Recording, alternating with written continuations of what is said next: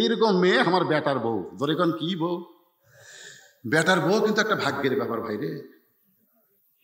আজকে অনেকে বেটার বউ আর বউ মা কয় না। বহু মুরব্বীকে বলছি বেটার বিয়ে করাইছি হুজুর দুটা, তাহলে মাশাআল্লাহ দুটা বউ মাকে নাউজুবিল্লাহ। কিসের বউ মা? বলে বউ দজ্জাল। আর বাপের বাড়ির থেকে যখন কেউ আসে তখন 13 আইটেমের খাওয়া হয়, আর শ্বশুর বাড়ির কেউ গেলে ওই দরজায় খুলবার চায় না। ধরে কোন কথা কোন ঠিক কিনা? সোমবারের দিন আমার শ্বশুর আসবে, আর শনিবার থেকে বউ আমার কান গরম করে। আব্বা আসতেছে, আব্বা কিন্তু দেশি মুরগি পছন্দ করে, আব্বা ট্যাংরা মাছ খায়, পাতাসে খায়। আরে খাবে রে, অসুবিধা কি? সকাল থেকে পাক করতেছে, দুপুরবেলা আমার শ্বশুর খাবার বইছে, টেবিলে দেখি 13 আইটেম। শ্বশুর খাবার চায় না, আমার বউ জোর করে খাওয়ায়। খান আব্বা, আর এক টুকরা খান আব্বা। আমার শ্বশুর রাগ করে বলতেছে, এই জন্যই তো আমি আসবার তাই না, খালি খাওয়া, এত খাওয়া যায়। আমি বললাম আল্লাহ রে, মেয়ে তার বাপকে কি ভালোবাসে, আমার কলজা ভরে গেল।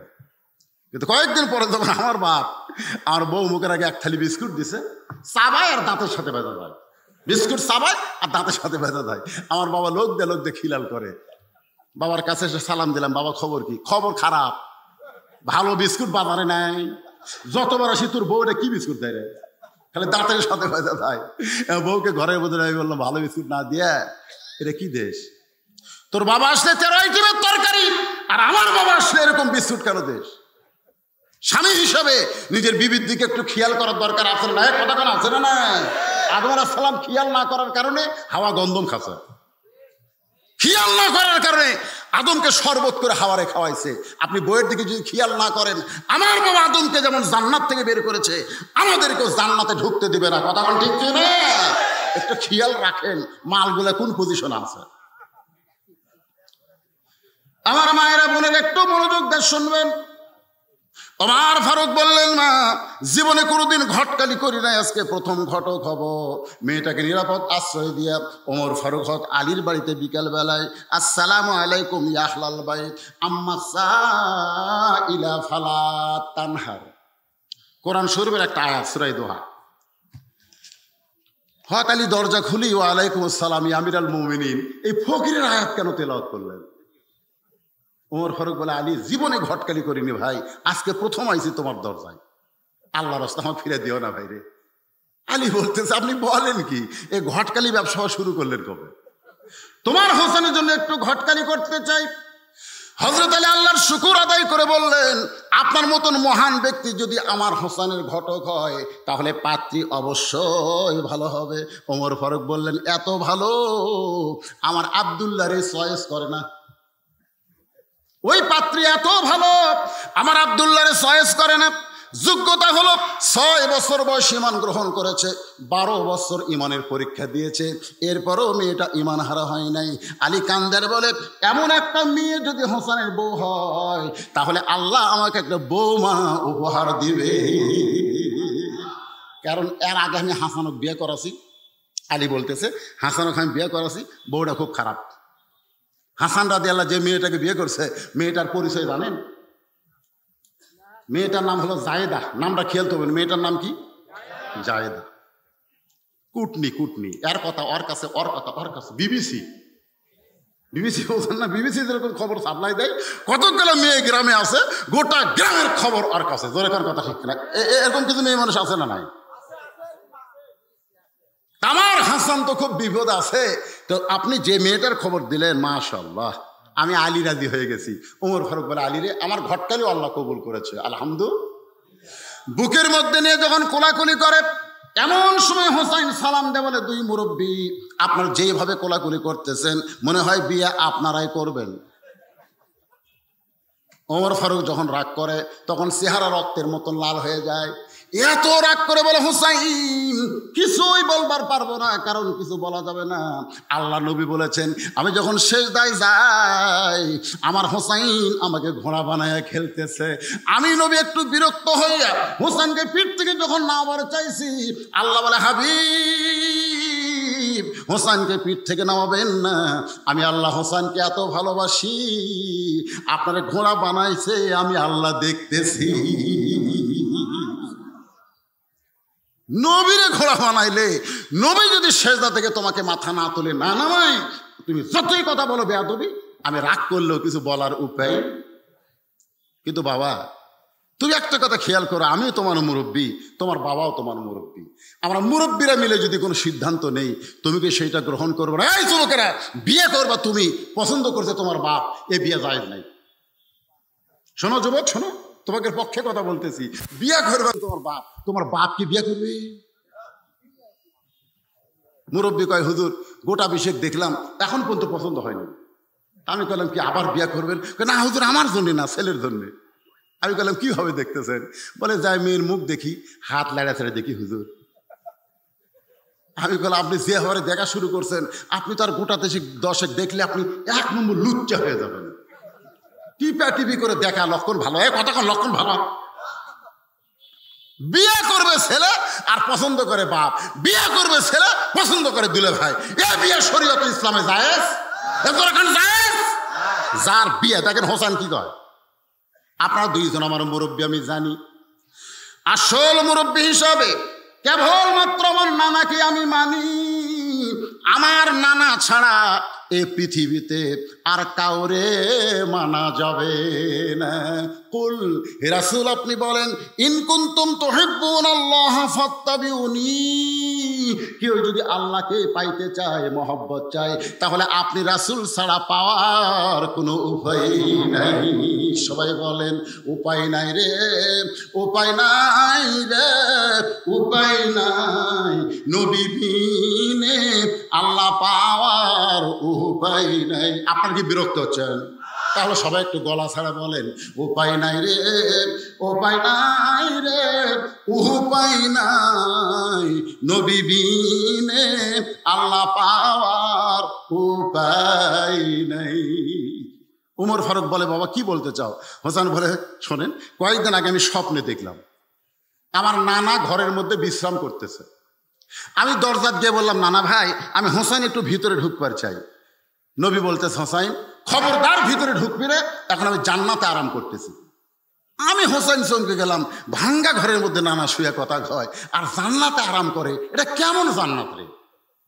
এক জানলার ফাঁক দিয়ে তাকায় দেখি নানার উড়াতকে বালিশ বানায়, নানির উড়াতকে বালিশ বানায় নানা শুয়ে আছে। নানি মাতার হাতের চুলের মধ্যে হাত দিয়ে বিলকি কাটতেছে। আমি রাগ করে বললাম, নানা ভাই, নানির উড়াতকে বালিশ বানায় শুয়ে থাকলে জান্নাতে থাকা যায়? নানা বলে, হোসেন কি ছোট্ট মানুষ, বুঝবি না? তোর নানির মতন বউ যদি কেউ ঘরে পায়, ওই ভাঙ্গা ঘরটা আল্লাহর জান্নাত হয়ে যায়। আমি সেদিন থেকে সিদ্ধান্ত নিয়েছি, বিয়ে যদি করতে হয়, নানা যেমন বিয়ে করছে আমিও তেমন বিয়ে করব। বাবা আপনি বলেন তো, আমার মা আপনার কেমন বউ? দেখেন ছেলে হয়ে বাপকে বলতেছে, আমার মা আপনার কেমন বউ? আমার মা যেমন আপনার ভালো বউ, আপনার ভাঙ্গা ঘরে, আপনার অভাবের ঘরে জান্নাত হয়ে গেছে, আমিও ঠিক তেমন একটা মেয়েকে বিয়ে করব যে আমার ঘরে আসলে আমার দুনিয়ার ঘরটাও আল্লাহ জান্নাত বানিয়ে দিবে। সবাই ঘরে ঘর না কেন? যে মালটা ঘরে আনছে, রে ঘরে আসার পরে কি জান্নাত হচ্ছে না জাহান্নাম হচ্ছে, নিজে একটু চিন্তা করবেন। আমার এলাকার কিছু যুবক বলতে, হুজুর বউলে থাকতে পারতেছি না, কোথায় যাবা? ওই দুবাই যাব। টাটকা বউ থিয়া ছেলেরা মনের দুঃখে দুবাই যাচ্ছে। যারা বিয়ে করেন না একটু চিন্তা ভাবনা করে শোনেন। ওমর ফারুক বলে, হোসাইন যে মেয়ের ঘটকালি করতেছে মেয়েটা অত্যন্ত ভালো হবে। হোসেন বলতেছে, আমি সেই মেয়েকে বিয়ে করব যে মেয়েটা আমার 3টা প্রশ্নের উত্তর দিবার পারবে। মারাত্মক, সুবহানাল্লাহ। আমি সেই মেয়েকে বিয়ে করব যে মেয়েটা আমার 3টা প্রশ্নের উত্তর দিবার পারবে। ওমর ফারুক, হোসেন কি 3টা প্রশ্ন করবা? হোসেন বলতেছে, আমি সেই মেয়েকেই শুধু প্রশ্ন করব, দুনিয়ার কারো কাছে প্রশ্ন আউট করব না। ওমর ফারুক বলে, আলী তোমার হোসেন যে 3টা প্রশ্ন করবে তুমি কি জানো? আলী বলতেছে, আজকে জীবনের প্রথম শুনলাম। ওমর ফারুক কান্দে বলে, আমার ঘটকালে আল্লাহ কবুল করে নাই। কানতে কানতে মেয়েটার দরজায় গিয়ে বলে, মা আমার আব্দুল্লাহকে বিয়ে কর মা, তোর জীবন সার্থক হবে। মেয়েটা বলতেছে, একটা বারের জন্য বলেন হোসেনের চাইতে ভালো, খালি একটা বারের জন্য বলেন হোসেনের চাইতে ভালো, আমার কোনো আপত্তি নাই। ওমর ফারুক বলতেছে, হোসেনের চাইতে ভালো বলতে পারবো না, কিন্তু হোসেন যে তোমাকে বিবাহ করবে না শর্ত দিয়েছে, 3টা প্রশ্নের উত্তর দিলে বিয়ে করবে। যে প্রশ্ন আমি ওমর জানি না, তার বাপ পর্যন্ত শোনে নাই, তাহলে তুমি কি 3টা প্রশ্নের উত্তর দিবার পারবা? মেয়েটা বলতেছে, আমিরুল মুমিনিন, হোসেন কি 3টা প্রশ্ন করবে আমি জানি না, তবে আমার ঈমান বলতেছে আমি না পারলেও আমার আল্লাহ পারবে। লিল্লাহে তাকবীর।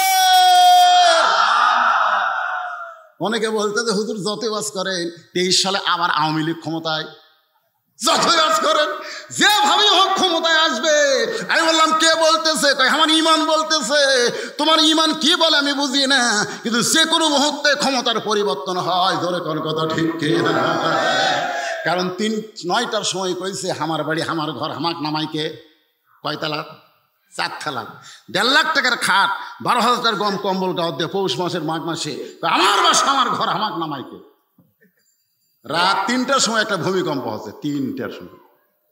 ওই দিন 9টার সময় কি করছে ওটার মনে আছে? ওই এত ফোর্সে নামছে, কম্বলের মধ্যে লুঙ্গি খুলে আছে, ওটা পরারও টাইম পায় না, একে ন্যাংটা হয়ে নিচে আইছে। আপনারা বলেন তো 9টার সময় করলো কি আর 3টার সময় হলো কি? কথা কান না কেন? 9টার সময় কইল কি আর 3টার সময় হলো কি? আমাদের বাংলাদেশের অবস্থাও তাই হবে। এইরকম অহংকারী কথা বলা যাবে না। যে কোনো মুহূর্তে আল্লাহ ক্ষমতাবান, ক্ষমতা থেকে নামাই দেবে। ধরে কোন কথা ঠিক কিনা? ভাইরে, তো ইজ্জুমান তাসা, সম্মান দেওয়ার মালিককে। অত জিল্লমান তাসা, অপমান করা মালিককে। বিয়াদিকাল খায়র, ভালো মন্দর মালিককে। ওয়াহুয়া আলা পড়েন, ওয়াহুয়া আলা কুল্লি শাইইন কাদির, সমস্ত ক্ষমতার মালিককে।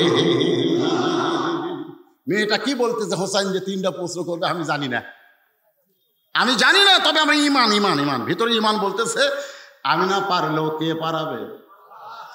ওমর ফারুক এক দৌড়ে হযরত আলীর দরজায়, আলী রে, আলী দৌড়ে এসে বলে আমির আল মুমিনিন কিছুক্ষণ আগে মন খারাপ করে গেলেন, আবার আইছেন কেন? কই তারিখ করার জন্য। হোসেন বলে কিসের তারিখ? ওমর ফারুক বলে বিয়ার তারিখ না, বিয়ার তারিখ না। তুমি যে 3টা প্রশ্ন করবা আমি এটা উত্তর দিবার পারবে কি পারবে না তার তারিখ। আলী খানদার বলে যে প্রশ্ন আপনি জানেন না আমিও জানি না, সেই প্রশ্নের উত্তর মেয়েটা কেমনি দিবে? উমর বলে আলী, মেয়েটা ইমানের বলে বলিয়ান হয়ে এমন কথা বলেছে, আমার বিশ্বাস মেয়েটার সঙ্গে আমার আল্লাহ রয়েছে। ওহুয়া মাকুম আইনামা কুনতুম, বান্দা বান্দি তুমি ইমান নিয়ে যেখানেই থাকো, কেউ তোমার কাছে না থাকলেও তোমার আল্লাহ তোমার সঙ্গে রয়েছে। দরকার কথা ঠিক কিনা? আপনি মনে করছেন আমার কেউ নাই, কেউ নেই?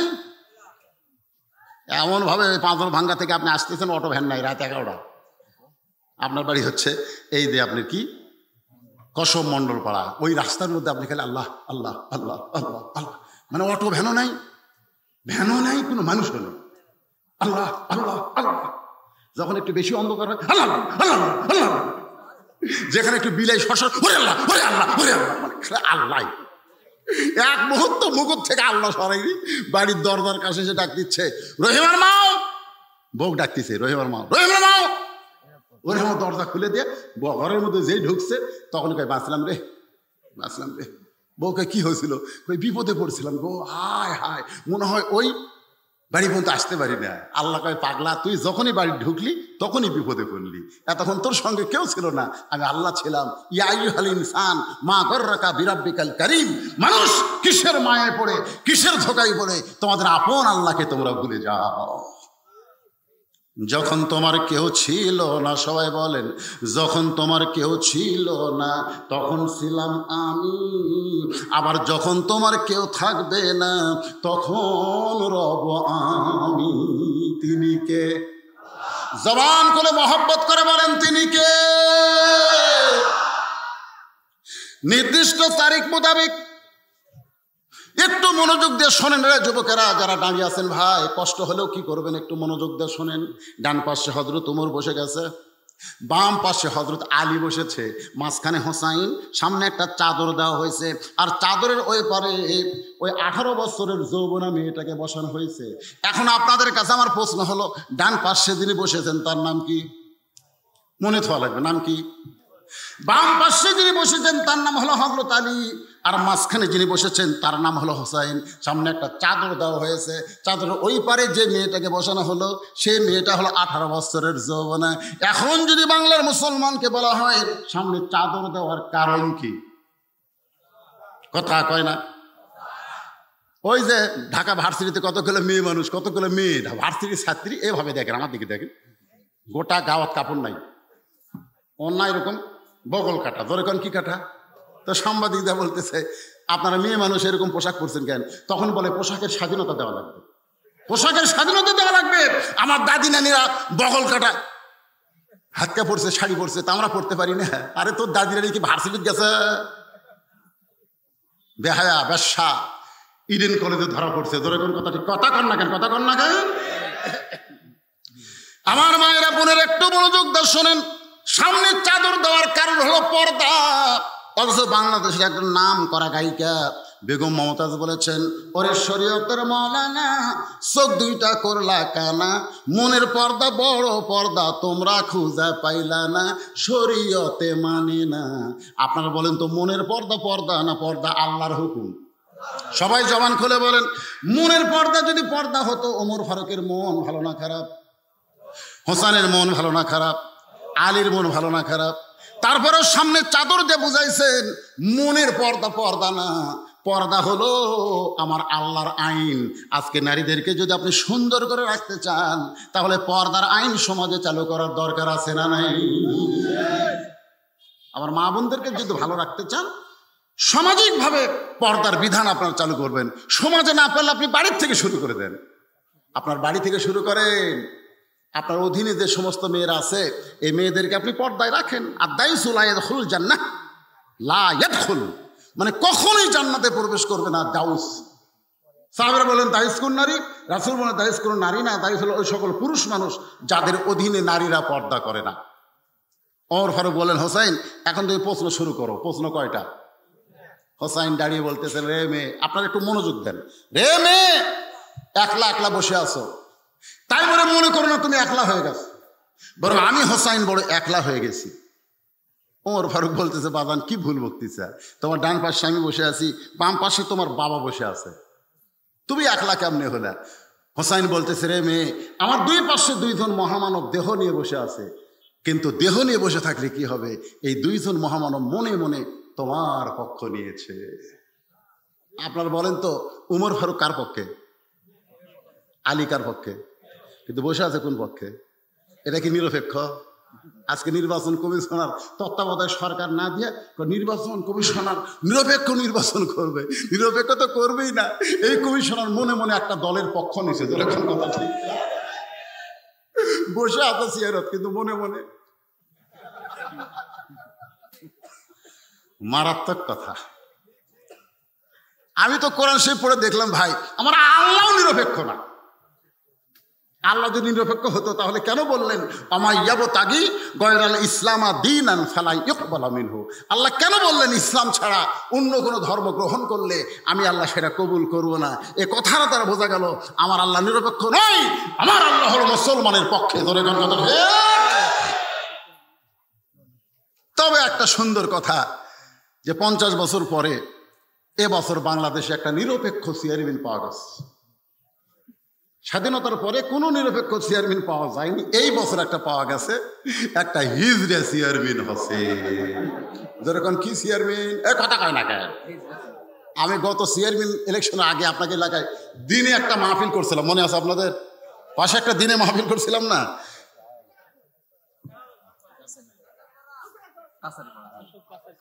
কি বাবা না, একটা মাহফিল দিনে করছিলাম। হাই রে মেম্বার আর চেয়ারম্যানের ভিড় ভাই।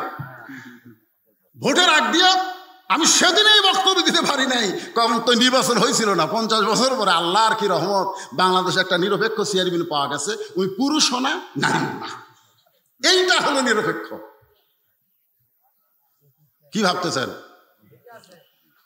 ওমর ফারুক বলা, হোসাইন তাহলে এখন প্রশ্ন শুরু করো। বিসমিল্লাহির রহমানির রহিম। হোসাইন বলতেছে, রে মেয়ে, আমার 1 নম্বর প্রশ্ন হলো আমার মাকে তুমি জানো? হয়তো আলী চমকে উঠছে, হয়তো আলী চমকে উঠছে, কে আমি বেটার সাথে আছি, আর বেটা বাপের কথা না কয়ে মায়ের কথা কয়। কারণ বাংলাদেশের প্রত্যেকটা বাপ ছেলে যখন খারাপ হয় তখন দোষ কাট দেয়। তোর পেটের থেকে কি মাল বাড়াচ্ছে দেখছো, এত খারাপ, তোর পেট থেকে কি বাড়াচ্ছে। আর ছেলে যখন গোল্ডেন প্লাস পায় তখন কি কয়, আল্লাহ আমাকে একটা ছেলে দিছে রে। ও গোল্ডেন অ্যাপেল হবে তোমার ছেলে, খারাপ হলে তোমার বইয়ের হযরত আলী চোখের পানি বের করে মনে মনে কয়, আমি যে ছেলেটার সঙ্গে আসলাম, ছেলেটা বাবার কথা না বলে মায়ের কথা কেন বলতেছে? সঙ্গে সঙ্গে হোসেন বাবার দিকে তাকায় দেখে বাবার মনটা খারাপ। বাবাই আনন্দে মাতিয়া সাগরে ভাসাইয়া সেই যে চইলা যায়, খবর লয় না মাজন ধরিয়া উদরে কতই কষ্ট করে, 10 মাস পরে পায় প্রসবের বেদনা, এমন দরদি ভাবে কেউ হবে না আমার মা, মা গো। কি বলবো প্রসবের কথা, মা বিনে সেই ব্যথা কেউ তো বুঝিবে না। মাজন ঠেকিয়া সন্তানের দায় অকালে মা মারা যায়, মাজন ঠেকিয়া সন্তানের দায় অকালে মা মারা যায়, কেন সে মায়ের ভক্তি করো না, এমন দরদি ভাবে কেউ হবে না। সবাই বলেন আমার মা গো। মায়ের 1 ফোঁটা দুধের দাম, বলেন 1 ফোঁটা দুধের দাম, কাটিয়া গায়েরই চাম, পায়ের জুতা বানাইলে ঋণের শোধ হবে না। অবশ্যইনাল ইনসানা বিওয়ালিদাইহি ইহসানান হামালাতুহু উম্মুহু। আল্লাহ বলতেছে তোমাদের মা। হোসেনকে জায়গায় ভুল কইছে, বাবার কথা না বলে মায়ের কথা কেন বলতেছে? কারণ প্রত্যেকটা সন্তান ভালো না মন্দ এটা নিরূপণ হয় মায়ের ভিতর দিয়া। একটা খ্রিস্টান নেপোলিয়ন বলেছে, তোমরা একটা ভালো সন্তান যদি চাও, ভালো একটা মা, ভালো মায়ের দরকার, ভালো বাপের দরকার না। আর মায়েরা যদি নষ্ট হয়ে যায়, বেপরদা হয়ে যায়, সমাজের মধ্যে বিশৃঙ্খল হয়ে যায়, মেয়েদের জোরে কোরআন তেলাওয়াত করা জায়েজ নাই। আর 2 মেয়ে ঝগড়া লাগছে উত্তর পাড়ায়, দক্ষিণ পাড়ার মরদেরা থরথর করে কাঁপতিছে। কি ঝড় শুরু হলো রে! আপনার বলেন, আপনাদের বউ যদি চিল্লাচিল্লি করে, আপনার জান্নাতে যাওয়া সহজ হবে? এদের ছেলের মাকে এখন থেকে সাইজ করা লাগবে বাবা। হোসেন বললেন, রে মেয়ে, আমার 1 নম্বর প্রশ্ন হলো, আমার মাকে তুমি জানো আমি কোন মায়ের সন্তান? সঙ্গে সঙ্গে মেয়েটা পর্দার ওপার থেকে বলে, হোসাইন আপনার মাকে আমি চিনি। সুবহানাল্লাহ কবেন না? সুবহানাল্লাহ। বুঝতে পারেননি? হোসেন প্রশ্ন করেছে আমার মাকে তুমি জানো, কিন্তু উত্তরে বলে আমি চিনি। যেই কইছে চিনি, উমর ফারুক জিব্বাত কামড় খাইছে। কামড় খাওয়ার কারণ হলো যে প্রশ্ন করলো কি আর করলো কি রে? হোসেনের মাকে পাড়া বেড়ানি নাকি যে গোটা পাড়ার লোক চিনবি? যে হোসেনের মা ফাতেমাকে গভীর রাত্রে কবর দেওয়া হয়েছে, সুবহানাল্লাহ বলেন। কবরের পাশে কেউ ছিল না, শুধু হযরত আলী। আল্লাহকে বলতেছে, আল্লাহ আমার ফাতেমা পর্দা নিশি, আমি পর্দার মধ্যে রাত্রেবেলা তাকে অন্ধকারে কবর দিয়েছি, আল্লাহ আমার ফাতেমাকে তুমি মাফ করে দাও। এই মাফের কথা বলে কবর দিকে তাকায় দেখে আর কবরই নাই। 4-5টা পুরাতন কবর দেখা যায়। কে রে? এইমাত্র ফাতেমার কবর দিলাম, সেই নতুন কবর কোন জায়গায়? আলী গোটা জান্নাতুল বাকি দৌড়ার বলে ফাতেমার কবর, ফাতেমার কবর কোথায়? ফাতেমার কবর কে যেন বলে, আলী রে আমার ফাতেমা পর্দা নিশি, আমি আল্লাহ জোহরা ডিগ্রি দিয়ে তার কবরকেও কিয়ামত পর্যন্ত পর্দা করেছি। যার কবর পর্যন্ত চিহ্ন নাই, আর ওই মেয়ে কয় আমি চিনি। আলী কান্দার কয়, তুই কি কোষ রে পাগলি? আমি হোসেনের বাবা, ফাতেমার স্বামী, তারপরও আমি আজ পর্যন্ত পুরাপুরি চিনবার পারিনি। গভীর রাত্রে হযরত আলী ঘুম থেকে চেতন পায় দেখে ফাতেমা নাই। এখন বলেন, যত বড়ই হুজুর স্বামী হোক, চেতন পায় বউ কাছে না থাকলে কি হবে? সন্দেহ হবে না? হয়তো আলী তাকায় দেখে দরজা খোলা, দরজা খোলা। কিরে দরজা খোলা? গভীর রাত্রে তাকায় দেখে মরুভূমির ভিতরে কালো চাদর এরকম মাথার উপর দিয়ে খুব জোরে জোরে ফাতেমা হাঁটতেছে। আলী সন্দেহ হয়ে গেল, গভীর রাত্রে আমাকে একলা থুয়ে বউটা আমার যায় কোথায়? পিছনে পিছনে নিরাপদ দূরত্ব বজায় রেখে হাঁটতেছে। আল্লাহর নবী যেই ঘরে শুয়ে আছে ওই ঘরে জানলায় ফাতেমা চুপটি করে দাঁড়িয়ে বলে, বাবা মেহেরবানি করে একটু ঘরের দরজা খোলেন। সঙ্গে সঙ্গে নবী ঘরের দরজা খুলে দিলে ফাতেমা ঘরের মধ্যে যায়। আলী দৌড়ে গিয়ে জানলার কাছে কান লাগায়, দেখে আজকে বাপ মেয়ের মধ্যে কি গল্প হয়, আমার বিরুদ্ধে মনে হয় গল্প হবে। এর কান লাগাই আছে। রাসূল বলে, ফাতেমা, এই ফাতেমা, তুই একলা ঢুকলি কেন? আলীকেও নিয়ে আয়। আলী জানলার কাছে চুপ করছে, কে রে? আমি জানলার কাছে, এটা নবী কেমনে জানলো রে? ফাতেমা বলতেছেন, বাবা আপনি আনবার কলি কেমনে আনবো? ঘুমের মধ্যে আছে। আপনি বলেন একটা ঘুমন্ত স্বামীকে আমি ফাতেমা যদি চেতন করে আপনার কাছে নিয়ে আসি, তার ঘুমের ক্ষতি হবে, আমার পাপ হবে। আমি আমার ঘুমন্ত স্বামীকে চেতন করতে পারিনি বাবা। গভীর রাত্রে আপনার কাছে আইছি, মেহেরবানি করে একটু বাতি জ্বালান। আল্লাহ নবী বলেন, বাতি জ্বালানোর কোনো দরকার নাই, কি বলবি বলে তাড়াতাড়ি যা। কারণ আলী যদি চেতন পায় তখন কি করবি? কারণ চেতন পাইলে কিন্তু আলী জানবার পারবে তুই তার কাছে নাই, তোরে সন্দেহ করবে মা, তোরে সন্দেহ করবে মা। ফাতেমা বলে, বাবা খবরদার এমন কথা বলবেন না। আল্লাহ আমাকে এমন একটা স্বামী দিয়েছে যেই স্বামী কোনোদিন আমাকে সন্দেহ করবে। আপনারা বলেন তো, আলী জানলা খাড়া হয়ে আছে, সন্দেহ করে না? যখন সন্দেহ করে না, যেই ফাতেমা কইছে আমার স্বামী কোনোদিন আমাকে সন্দেহ করবে না, তখনই হকারি বুঝতেছে, আরে আমি আমার বউরে চিনতে পারিনি রে, যে বউ আমাকে এত বিশ্বাস করে আর আমি তার পাশে দৌড়াই। সুবহানাল্লাহ কবেন না? ফাতেমা বলে, বাবা একটু বাতি জ্বালান। সঙ্গে সঙ্গে নবী বাতি জ্বালাইয়া,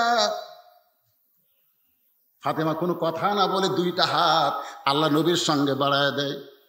রাসূল বাতির আলোতে দেখতে পায় হাতের তালু আছে কিন্তু চামড়া নাই, দুইটা হাত গোস্তের টুকরার মতো লাল দেখতে পায়। ফাতেমা বলে, বাবা এর আগে বহু বলেছি কিন্তু কাম হয়নি বাবা, আজকে নিজের চোখে দেখেন এই দুইটা হাত দিয়ে কি আর আমি দাঁতা ঘোরাবার পারি বাবা? মেহেরবানি করে 3টা দিনের জন্য একটু খাবার দেন, যে খাবার আমার হাসান হোসেন তার বাবা খাবে, তারা যেন বুঝতে না পারে আমি এত বিপদে রয়েছি। আল্লাহ রাসূল ঘরের কোনায় গিয়ে বলে, মাবুদ দুনিয়ার কত সুন্দর সুন্দর ধনী যুবক আমার ফাতেমাকে বিয়ে করবার চাইছিল, আপনি হাঁ হো কিছুই কর না। আলীর আমার বিবি মেয়ের জন্য আপনি স্বামী হিসাবে কবুল করলেন, এখন আলীর সঙ্গে ঘর করে আমার মেয়েটা যে কত কষ্ট আছে আল্লাহ, যদি আমি শুধু নবী হইতাম তোমার কিছুই বলতাম না, কিন্তু একজন বাবা হওয়ার কারণে বড় কষ্ট হয়। সঙ্গে সঙ্গে ফাতেমা মাথায় ঘোমটা দিয়ে নবীর ঘর থেকে বাইরে যায়। রাসূল বলে, ফাতেমা বাইরে যাস কেন? ফাতেমা কান দিয়ে বলে, বাবা আপনার কাছে সাহায্য নিবার আইছি, তাই বলে আমার স্বামীর বিরুদ্ধে আপনি আল্লাহর কাছে বলবেন, এইটা শোনার জন্য আমি আসিনি বাবা। আপনি জানেন না বাবা, আল্লাহর পরে কাউকে যদি সেজদা দেওয়ার হুকুম থাকতো আপনি বলেছেন স্বামীর পায়ে সেজদা করো।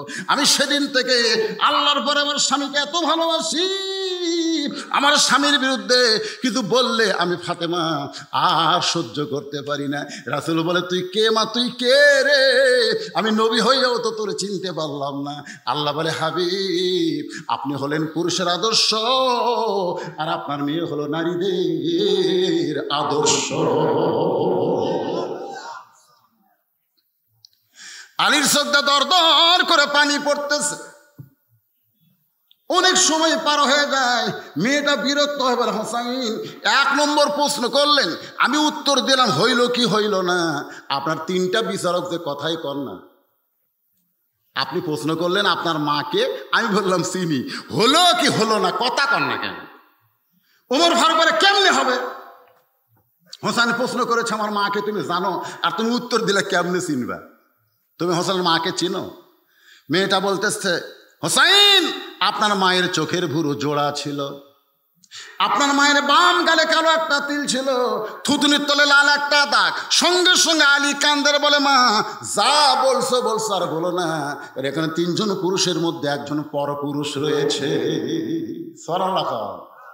এখানে 3 জন পুরুষের মধ্যে একজন কি পুরুষ? আপনার বলেন তো সেই পরপুরুষের নাম কি? দেখছেন, ফাতেমা দুনিয়া থেকে চলে গেছে, সেই ফাতেমার বর্ণনা সহি বর্ণনা, মানে যেটা দেখা বর্ণনা, সেই বর্ণনা একটা পরপুরুষের সামনে দেওয়া যাবে না। আর আমাকে মুরিদের বইয়ের কাছে পীর সাহেব কি পুরুষ? কথা কয় না রে বাঙালিরা, কথা কয় না। আপনার এলাকাতে মনে হয় ভণ্ড নাই। তুই তো মুরিদ নিলি, তুই বহু কিছু পাইলি, তোর বউ মুরিদ করাবি না? তা সে বউকে বলতেছে, আমার বাপজান তো তোমাকেও মুরিদ দিবার চায়, বউ তো 1 ঠ্যাং তুলে আসে, চলো যাই। পীর সাহেব বলতে, তুই মুরিদ দিছিস? বলে, হ্যাঁ হুজুর 1 বছর আগে। তোর বউ যখন লাইনি তুই বেড়া থাক, তোর বউ ভিতর ঢুকে দে। আর টাটকা বউ ভিতর ঢুকে দিছে, বাবা দরজা বন্ধ করে দিছে, দিয়ে লাহুত সবক, লাহুত বোঝেন কিছু? যেদিন কোরআন দিয়ে বাংলাদেশ চলবে, ভণ্ডদের রাস্তা থাকবে না। ধরে কোন কথা ঠিক কিনা? ইসলামের সবচাইতে ক্ষতি করে এরা, এই ভণ্ডরা। আমার দয়াল বাবার দরবারেতে কেউ ফিরে না খালি হাতে, ইয়াকা নাবুদু ওয়া ইয়াকা নাস্তাইন। সূরা ফাতিহার মধ্যে যখন আপনি পড়েছেন, এইটা বলা আপনার জন্য শিরক হয়ে গেছে। কারণ মুমিন মুসলমান কোনো বাবার কাছে যাবে না। মুমিন মুসলমান নামাজে 5 বার কার কাছে দাঁড়াবে? কথা বলেন না, কার কাছে? সূরা ফাতিহার মধ্যে আল্লাহ শিক্ষা দিয়েছে, ইয়াকা নাবুদু ওয়া ইয়াকা নাস্তাইন। আলী কান্দারে বলে, মা তুমি কেমনে বলতে পারো? চোখের ভিতর জোড়া এটা। আমি আলী বলতে পারি, কারণ আল্লাহ রাসূল বলেছেন, 2 বিবির এই যে ভুরুর জোড়ার মাঝখানে কেউ যদি একটা মহব্বতের চুমা দেয়, তারা আমল নামায় একটা নফল হজের সওয়াব আল্লাহ দেয়। সুবহানাল্লাহ। সবাই করলো না রে? আমি কি বলছি, প্রেমিকার না বইয়ের? 2 বইয়ের যে ভুরু নাই, ভুরু এই যে ভুরু, এর মাঝখানে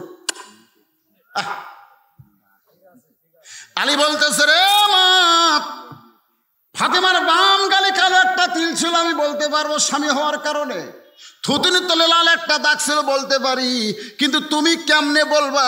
মেয়েটা বলে, হোসাইন, ওই রোমের জেলখানায় যখন বন্দি ছিলাম, শেরদিল কারারক্ষী সকালবেলা আমাকে 3টা চাবুক মারতো, বিকালবেলা 3টা করে চাবুক মারতো।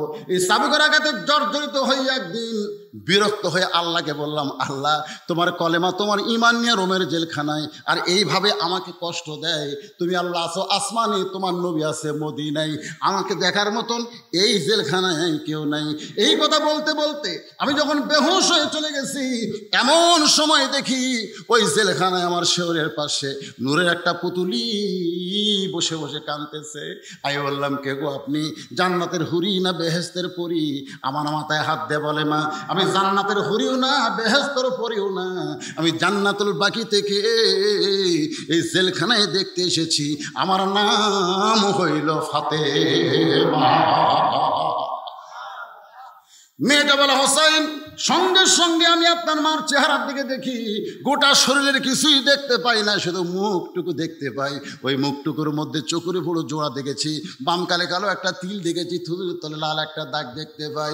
সঙ্গে সঙ্গে হোসেন চিল্লে বলে, রে মেয়ে, 1 নম্বর প্রশ্নের উত্তর যেমন আশা করেছিলাম, তার চাইতে 100 গুণ তুমি সুন্দর দিয়েছ। ওমর ফারুক বলতে, আলী ভাই, আমার ঘরটায় আল্লাহ কবুল করছে। হোসেন বলে, এত সহজ না, 3টা প্রশ্নের উত্তর দিলে বিয়ে করব, 1টা দিলে করব না। ওমর ফারুক বলে, হোসেন, তাহলে 2 নম্বর করো। হোসেন বলতেছে, আমার 2 নম্বর প্রশ্ন হলো, তুমি 6 বছর বয়সে ঈমান গ্রহণ কেমনে করলা? তুমি বলেছ তোমার দাদা খ্রিস্টান, তোমার মা খ্রিস্টান, তোমার বাবা খ্রিস্টান, রোম দেশে সকলেই খ্রিস্টান, এই খ্রিস্টান দেশে তুমি 6 বছর বয়সে ঈমান কেমনে পাইলা? ওমর ফারুক চমকে উঠছে, কারণ এই প্রশ্ন তো উমরেরই করার কথা। 2 পাহাড়ের মাঝখানে যখন দেখা হয়েছে, উমর ফারুকের এই প্রশ্ন করার দরকার আছিল কিনা বলেন? যেই প্রশ্ন উমর করতে পারে না, সে প্রশ্ন কে করছে? মেয়েটা বলা, হোসাইন, 6 বছর বয়সে ঈমান কেমনে পাইলাম? রে যুবকেরা, বাবাদের একটু মনোযোগ দিয়ে শোনেন। এমনি এমনি ঈমান পাইছি বলে ঈমানের গুরুত্ব কম, কারণ আমার দাদা মুসলমান, আমার বাপ মুসলমান, আমিও মুসলমান, জন্মসূত্রে মুসলমান, এই জন্যে কিন্তু আমাদের ঈমানের গুরুত্ব নাই। মেয়েটা বলতেছে, আমি যখন পড়ন্ত বিকালবেলায় আমার দাদা হাত ধরে বলতেছে, নাতনি রে, আজকে রোমের রাজ দরবারে খেলা হবে, তুই কি খেলা দেখতে যাবি? মেয়েটা বলে, হোসাইন, আমার দাদা যখন বলতেছে রাজ দরবারে খেলা হবে, তুই কি খেলা দেখতে যাবি? কারণ আমার দাদা সাধারণ কোনো মানুষ না, আমার দাদা হলো রোম সম্রাট কাইসার। ওমর ফারুক চমকে উঠছে, সর্বনাশ, এ মেয়ে তো সাধারণ কোনো মেয়ে না রে, রোম সম্রাট কাইসারের নাতনি। মেয়েটা বলতেছে, হোসাইন, আমি পড়ন্ত বিকালবেলায় রাজ দরবারে যখন বাবার দাদার সঙ্গে খেলা দেখতে আসলাম, আসার পরে দেখি আমার দাদার পাশে ছোট্ট একটা চেয়ার সাজায় রাখছি। ওই চেয়ারে আমি বসে বললাম, দাদু ভাই, খেলা দেখার কথা বলে আপনি আমারে নিয়ে আইলেন, খেলাটা কোন জায়গায়? আমার দাদা বলে, ওই যে তাকায় দেখ। মেয়েটা বলে, হোসাইন শোনেন, 6 বছর বয়সে কেমনি ঈমান পাইলাম, একটু মেহেরবানি করে আপনারাও শোনেন। আমার দাদা বলে, ওই যে তাকায় দেখ। আমি তাকায় দেখি কালো কাপড় দিয়ে চোখ বাঁধা, কালো রশি দিয়া লোকটার হাত বাঁধা, চেন দিয়া দুইটা পা আটকানো আছে। আমি বললাম দাদু ভাই খেলা দেখার কথা বলে নিয়ে আসলেন, ওইটা তো একটা মানুষকে আমি দেখতে পাই। আমার দাদা বলে ওটা মানুষ না, ওইটা মানুষ না। আমি বললাম দাদা মানুষ যদি না হয় তাহলে ওইটা কি? আমার দাদা বলতেছে ওইটা হইল মুসলমান। আসলে কিন্তু রোম সম্রাট কাইসার তার নাতনিকে যেটা বলেছে ওইটা মুসলমান, ওটা কিন্তু তাচ্ছিল্য করে বলেছে। ওটা মানুষ না, ওটা কি? মুসলমান। ওটা মানুষ না, ওটা কি? জঙ্গি। ওটা কি রে? জিএমবি। আমার মেজমি একদিন আমাকে বলতেছে বাবা মাঝে মধ্যে যে টিভিতে খবর দেয় আজকে 10 জন জঙ্গি ধরা পড়লো, এরা কোন জঙ্গল থাকে? আমার মেজমি আসলে বুঝতে পারেনি। আমি তখন বললাম মা যেদিন তোমার বাবা ধরা পড়বে সেদিনও বলবে আজকেও একটা জঙ্গি ধরা পড়ছে বজলুর রশিদ। আমার মেয়ে চমকটা কাঁদতেছে, বলতেছে বাবা আপনি ধরা বললে জঙ্গি কেন, আপনি কি জঙ্গলে থাকেন? আমি বললাম মা বাংলাদেশে যারা কোরআন হাদিসকে সহ্য করতে পারে না তারা আলেমদেরকে জঙ্গি বলে। ধরে কথা ওইটা মানুষ না, ওইটা মানুষ না, ওইটা হলো একটা মুসলমান। আমি তখন বললাম দাদু ভাই ওই মুসলমানকে নিয়ে আপনি কি খেলবেন? আমার দাদা বলতেছে ওই যে তাকায় দেখ। আমি তাকায় দেখি বিশাল একটা আগুনের চুলার মধ্যে দাও দাও করে আগুন জ্বলতেছে। ওই আগুনের চুলার উপর বিশাল একটা তেলের ডেকসি, নিচের তেলের আগুনের তাপে ওই তেলটা খালি টকবক টকবক টকবক করতেছে। আমার দাদা বলতেছে নাতি রে আজকের খেলা হলো ওই মুসলমানকে হাত পাও বেঁধে উত্তপ্ত তেলের মধ্যে ফেলে দিব। ওই তেলের মধ্যে মুসলমান যখন কই ভাজা মাছের মতন হয়ে যাবে তখন আমরা আনন্দ করে বলবো আজকের খেলার নাম হলো মুসলমান মারার খেলা। আজকের খেলার নাম কি? কথা কয় না।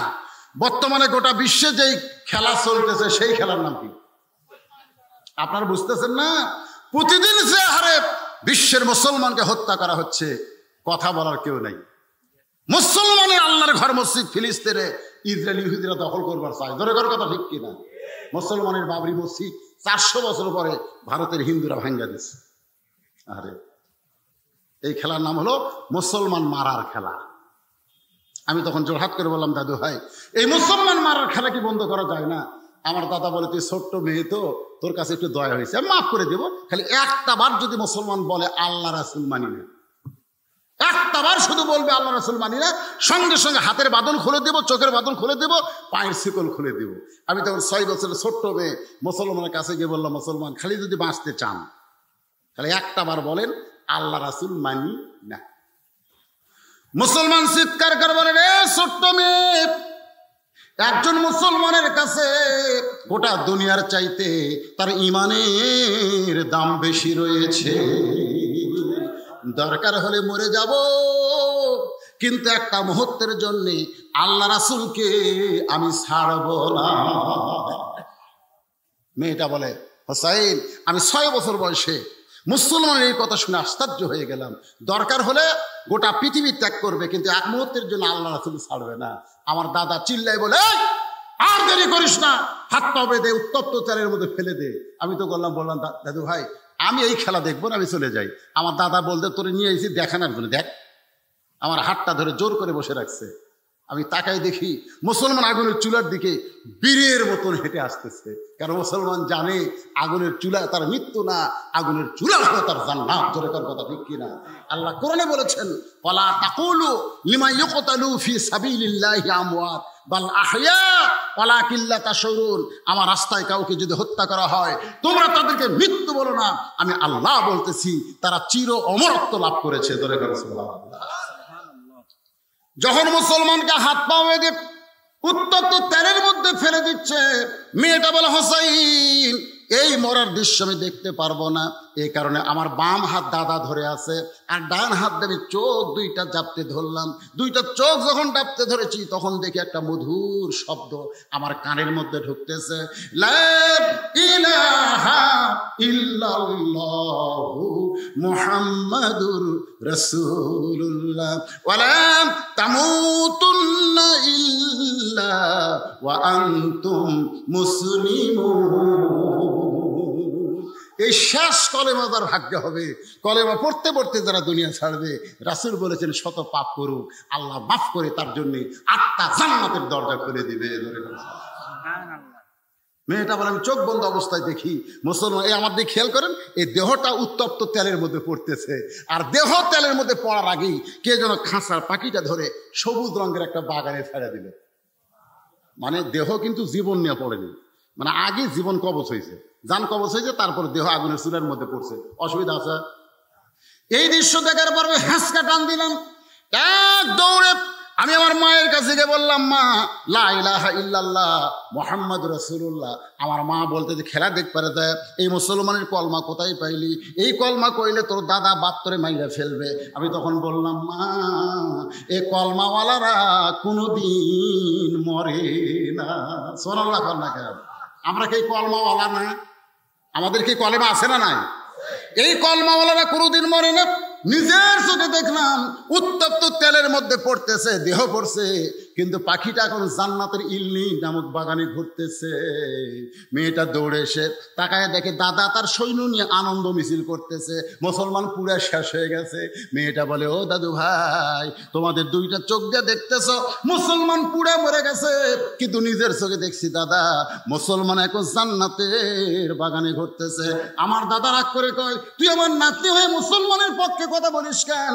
আমি তখন বললাম, দাদা ওই মুসলমানকে যখন হত্যা করেছেন, মুসলমানের কলেমা আমার কানের মধ্যে ঢোকে, আমার কলিজা পরিবর্তন করে দিয়া আমি ঈমান গ্রহণ করেছি।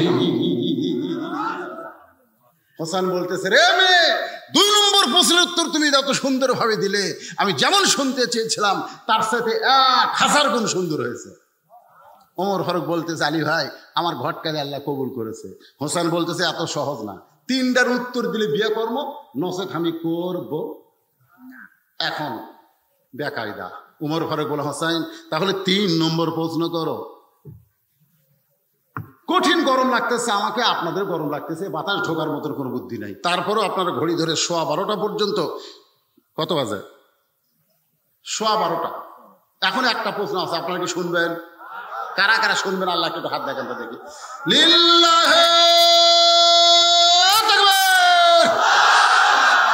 হাত নামান। এই জন্যই তুললাম হাত, কারণ আপনার যদি এখন ওঠেন আর আমি যদি বলি বসেন, তাহলে আপনারা যদি বলেন হুজুর কয় তারিখে দাওয়াত দিয়েছেন?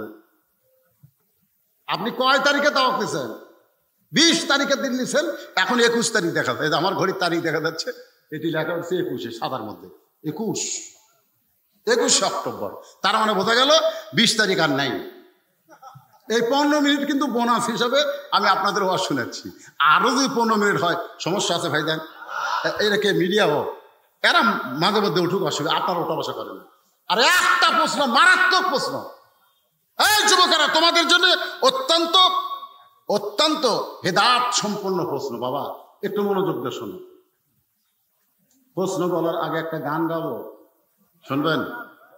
মনের ঘরে তালা দিয়া চাবি নিয়া আছেন সাই, আমি অধম শব্দ কি তার হুকুম ছাড়া বাইরে যাই, হুকুম ছাড়া বাইরে যাই।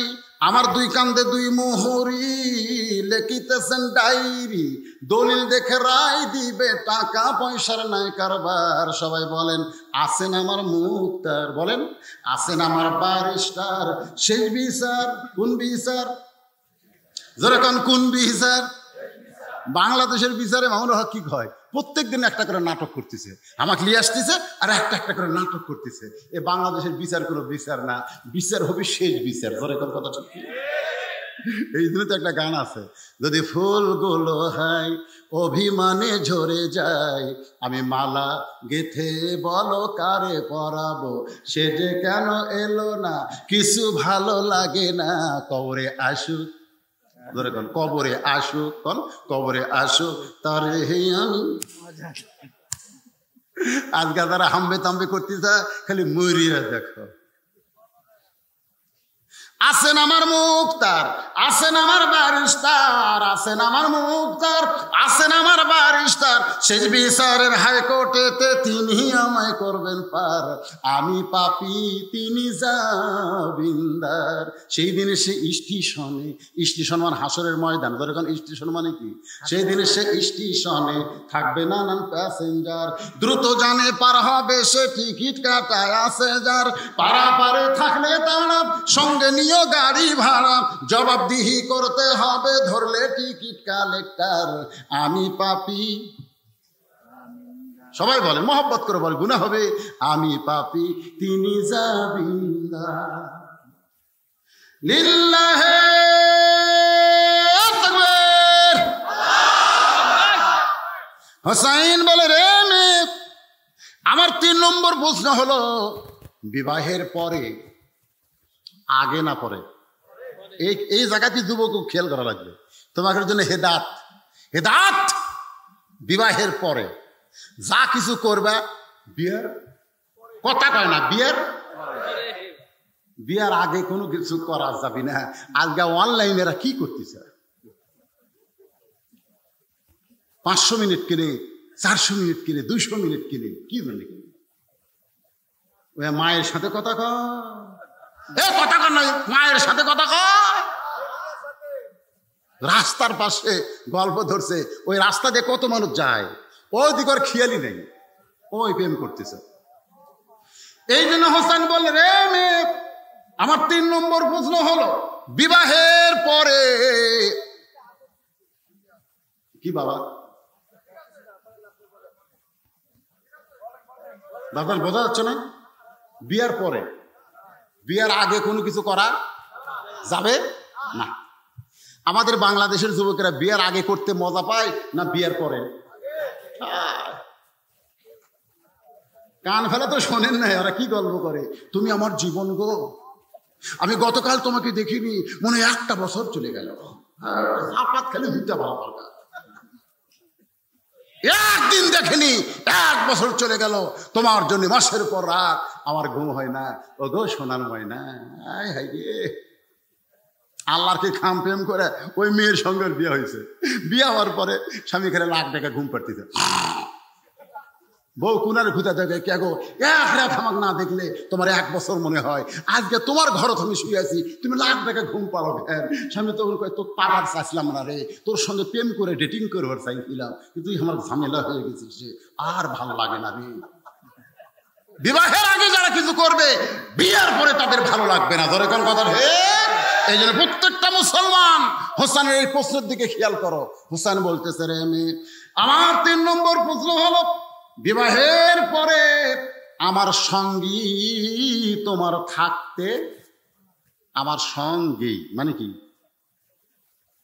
সুখের দিনেও, কোন সুখের দিনেও, দুঃখের দিনেও, কষ্টের দিনেও, আনন্দের দিনেও, সব সময় আমার সঙ্গেই তোমার থাকতে হবে।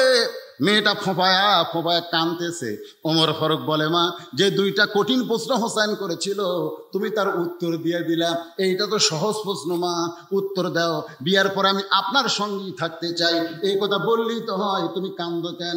মেয়েটা কান্দার বেলা, হোসাইন, আয়ব নবীর সুখের দিনে অনেক বিবি ছিল, কিন্তু দুঃখের সময় সব বউগুলা নবীকে একে একে ছেড়ে গেল, এমনকি লোকালয় থেকে জঙ্গলে যখন ফেলে দিল, দেহের পোকাগুলো খসে খসে গোস্ত খেয়ে যখন মাটিতে পড়েছিল, দুর্গন্ধে একটা মানুষ আয়ব নবীর কাছে যায় না। ওই সময় একটা বিবি আয়ব নবীরে হাত ছাড়া করলো না, সেই বিবির নাম হইল রহিমা। ওই রহিমার মতো সব সময় আপনার সঙ্গে থাকতে চায়। হোসেন বলতেছে, আমির আল মুমিনিন, আপনার ঘটকালে আল্লাহ কবুল করেছে, আমার বাবার পছন্দ করা মেয়েটাকেও আল্লাহ আমার বউ হিসাবে কবুল করেছে, আমার কোনো আপত্তি নাই। আজকের আলোচনার ভিতর দিয়ে আমি আয়াতে কারিম আপনাদের বোঝাবার চাইছি, ইয়া আইয়ুহাল্লাযীনা আমানুত্তাকুল্লাহা হাক্কা তুকাতিহি ওয়া লা তামুতুন্না ইল্লা ওয়া আনতুম মুসলিমুন। বাইরে আমার কেউ আর শেষ, আমি কি আপনার কাছ থেকে বিদায় দিছি? একবারে মাথা খাড়া করে লাভ দেবো। তার মানে অনেকের কি ধারণা দেয় হুজুরের আশ্বাস,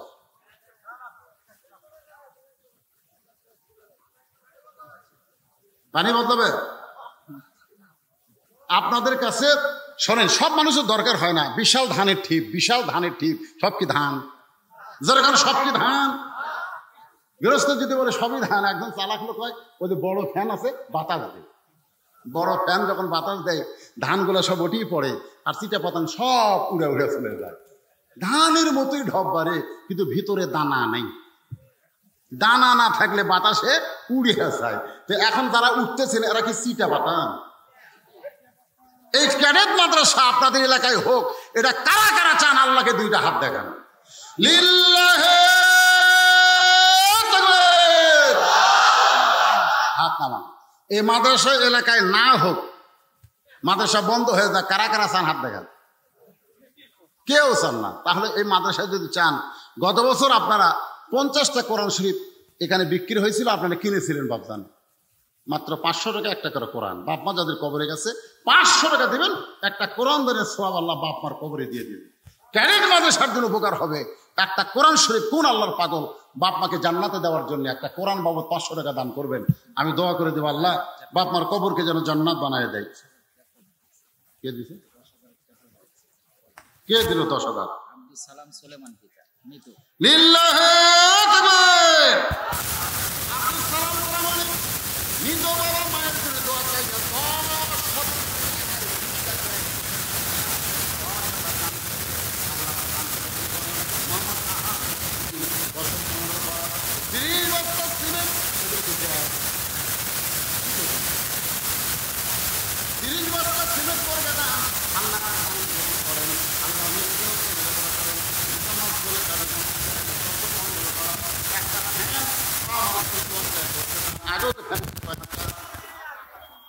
একটা কোরআন শরীফ দেওয়ার লোক নাই, না থাকলে আদায় করছে তো মেহেরবানি ভাই। আমি আপনাকে মনোজাত করবো। বসেন, ওঠেন কেন? বসেন। এগুলো দরকার নেই না, সব দান করছে, অসুবিধা নেই। বসেন, সবাই বসেন।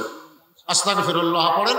আস্তাগফিরুল্লাহ রব্বি মিন কুল্লি জামবি ওয়া তুবু ইলাইহি। আস্তাগফিরুল্লাহ রব্বি মিন কুল্লি জামবি ওয়া তুবু ইলাইহি। লা হাওলা ওয়া লা কুওয়াতা ইল্লা বিল্লাহিল আলিয়্যিল আযীম। আপনাদের সবচেয়ে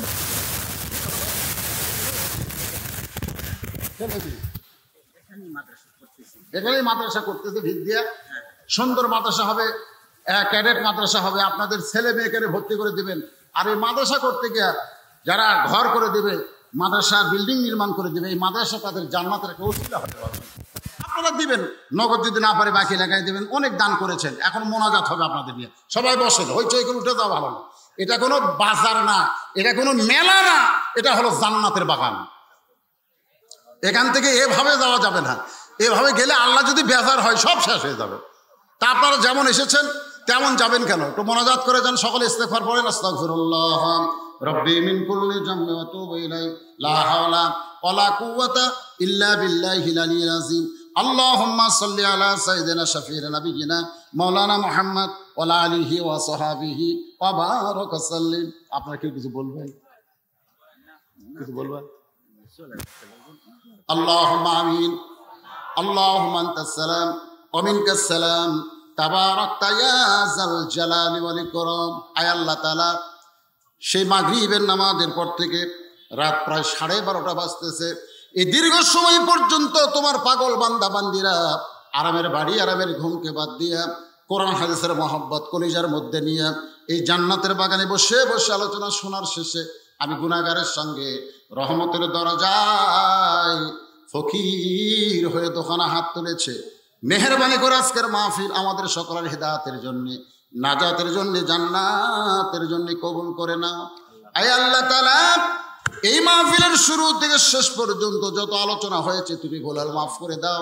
এর যা হাদিয়া মঞ্জুর করো, সোনার মদিনায় নৈফাকে রওজা মোবারকে কবুল করো। তামাম আম্বিয়ায়ে কেরাম, আসহাবে কেরাম, তাবেঈনে কেরাম, তাবেঈনে কেরাম, তামাম পৃথিবীর মাটির নিচে যত মুমিন মুমিনা শুয়ে আছে আল্লাহ সকলের আরওয়াহ ফরে হাদিয়া কবুল করো। মাবুদ, আমরা যারা হাত তুলেছি আমাদের জনম দুঃখনী মা বাবা যাদের কবরে গেছে আল্লাহ মেহেরবানি করে মা বাবার কবরকে জান্নাতের টুকরা বানিয়ে দাও। আল্লাহ আমাদের দাদা নানা আত্মীয় স্বজন যারা কবরে গেছে মাফ করে দাও। আল্লাহ এই মাদ্রাসাকে কিয়ামত পর্যন্ত কবুল করে নাও। আল্লাহ এই মাদ্রাসার জন্য সর্বাত্মক সহযোগিতা যারা করেছে আল্লাহ, টাকা দিয়া, পয়সা দিয়া, বুদ্ধি বিবেচনা দিয়া, আল্লাহ তাদের সকলকে জান্নাতি মানুষের কবুল করে নাও। আল্লাহ মাদ্রাসা আজকে নগদে বাকিতে যারা দান করেছে তাদেরকে কবুল করে নাও। কে কোন নিয়ত করে দান করলো আল্লাহ কবুল করো। মাদ্রাসার সভাপতি, মাদ্রাসার সেক্রেটারি, মাদ্রাসার সদস্য, মাদ্রাসার ওস্তাদ, মাদ্রাসার তালবে ইলম, আল্লাহ সকলকে তুমি মাফ করে দাও। আমার মা বোনের যারা পর্দার অন্তরে বসে বসে শুনেছে আল্লাহ আবিদা সালিহা পর্দার কবুল করে মা ফাতেমার চরিত্র দান করে দাও আল্লাহ। অসুস্থ আমরা যারা আছি সুস্থ করে দাও, অহবকে মোচন করে দাও। মাঠে ময়দানে ফসলগুলো রহমত বরকতে আল্লাহ তুমি হেফাজত করো আল্লাহ। আসমানের বেলা আসমানে নাও, জমিনের বেলা জমিনে নামায় দাও আল্লাহ। আল্লাহ সবাইকে মাফ করে দাও আল্লাহ। আমি গুনাহগার বলে দোয়া ফিরিয়ে দিও না আল্লাহ। এতগুলো মানুষের মধ্যে যার দোকান হাত পছন্দ হয় সে দুই হাতের উসিলায় মাফ করো আল্লাহ। আমার স্নেহের মাহফুজকে আল্লাহ তুমি কবুল করো আল্লাহ। আল্লাহ আজকের মাহফিলের সভাপতি কবুল করো, সভাপতির দায়িত্বে যিনি আছেন মাদ্রাসার সভাপতি আল্লাহ তুমি তাই কবুল করো আল্লাহ। সবাইকে মাফ করে দাও। যেদিন আমাদের মৃত্যু হবে দিনটা যেন জুমার দিন হয়, মাসটা যেন রমজান মাস হয়, ইমানের সাথে ইজ্জতের সাথে দুনিয়া থেকে বিদায় নেওয়ার কালে আমাদের জবানে তুমি জারি করে দিও।